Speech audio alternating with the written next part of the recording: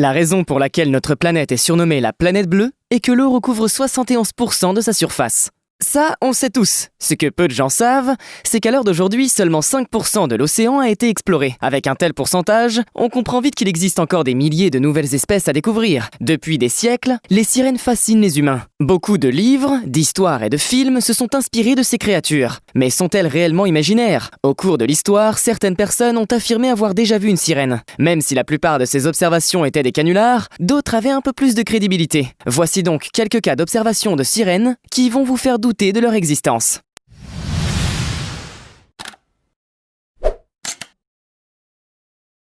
Numéro 7.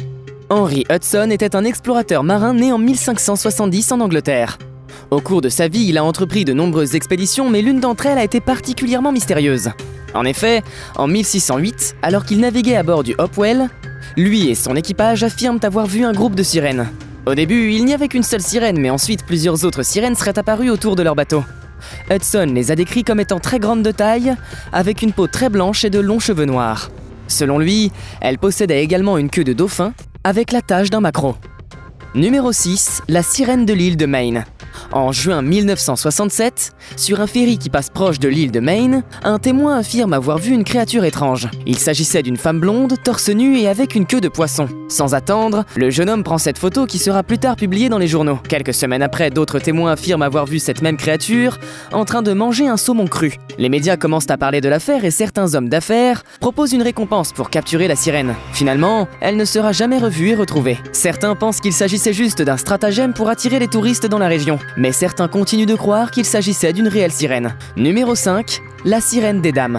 Un des plus étonnants cas d'observation de sirène est sans doute celui-ci. Tout se passe en 1304. Une forte tempête éclate et une sirène qui vivait dans la mer Zuiderzee est entraînée par les fortes vagues dans le lac Purmer. La population locale des alentours aurait par pur hasard trouvé cette sirène dans le lac. Ils l'auraient ensuite débarrassée de ses algues et l'auraient amenée dans leur village. La créature ne savait pas parler leur langue et parlait une langue que personne ne connaissait. Au fil des années, la sirène aurait appris à se comporter comme les humains et aurait décidé de rester vivre avec eux.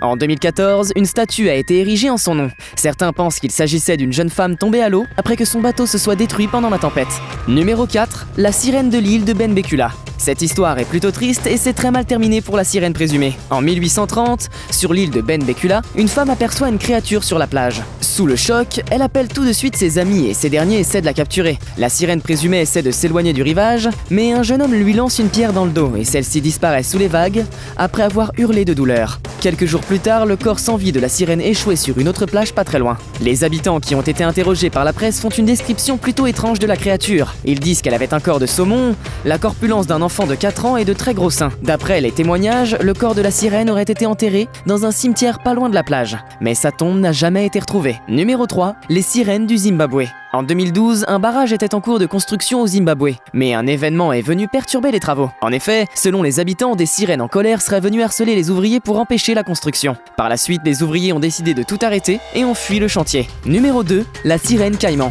Tout se passe en Afrique du Sud, durant l'année 2008. De fortes vagues entraînent une sirène près du rivage. Un groupe d'amis qui prétendaient l'avoir vue l'ont décrit comme une femme qui avait la peau très blanche et brillante, de longs cheveux noirs et des yeux rouges perçants. Ils ont aussi remarqué que la sirène poussait un cri triste comme un cri de douleur. Puis elle a disparu entre les vagues. Numéro 1, la sirène de l'île d'Hispaniola. Le navigateur le plus célèbre qui a témoigné avoir aperçu des sirènes est Christophe Colomb. En janvier 1483, alors qu'il entreprend un voyage vers les îles d'Hispaniola, Colomb écrit dans son journal de bord avoir aperçu plusieurs sirènes. Cependant, il précise qu'elles n'étaient pas aussi belles comme on aura tendance à le penser. Elles avaient un visage de forme masculine et un corps disproportionné. Aujourd'hui, certains scientifiques pensent que Colomb et son équipage auraient en fait aperçu un groupe de lamantins, qu'ils auraient pris pour des sirènes. Certains continuent de penser qu'ils auraient aperçu de réelles créatures. Le mystère reste aujourd'hui sans réponse. C'est la fin de cette vidéo. Si elle vous a plu, n'hésitez pas à vous abonner. On vous dit à très bientôt pour une prochaine vidéo.